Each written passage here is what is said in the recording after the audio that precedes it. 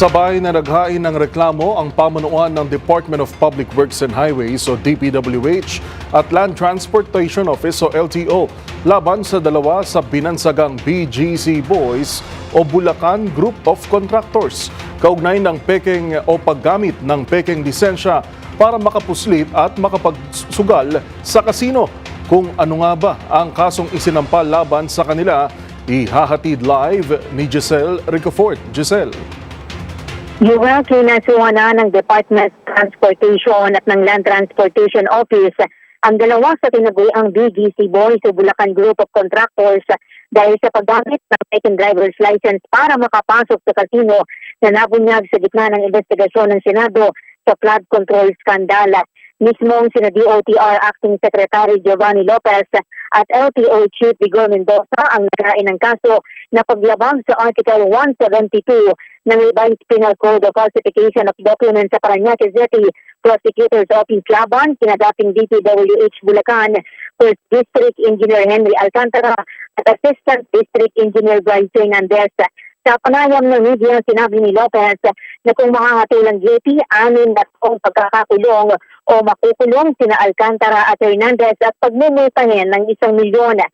At kasuhan din daw nila ang iba pang miyembro ng BGC Boys bukas o sa Webes.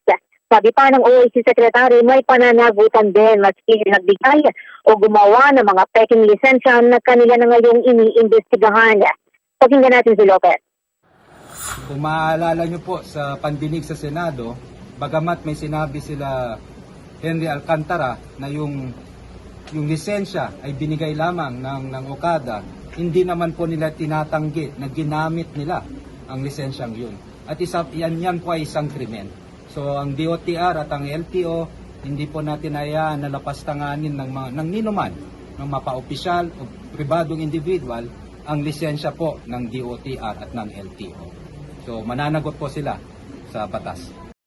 Sabi naman ni Mendoza, ito raw yung kauna-una ang pagkakataon na hinahabol nila yung mga gumagamit ng peking lisensya dahil kadalasan daw nakakasuhan lamang yung mga gumagawa nito. Kaya naman natin ang pinuno ng LTO. Pero this is the first time, no? Kadalasan ang nasasampahan na kaso yung gumagawa. This is the first time that we are running after yung gumagamit ng lisensya. They're equally liable under the law upon instructions of Secretary Lopez. Kaya tayo nagsasampa nito. This is unprecedented.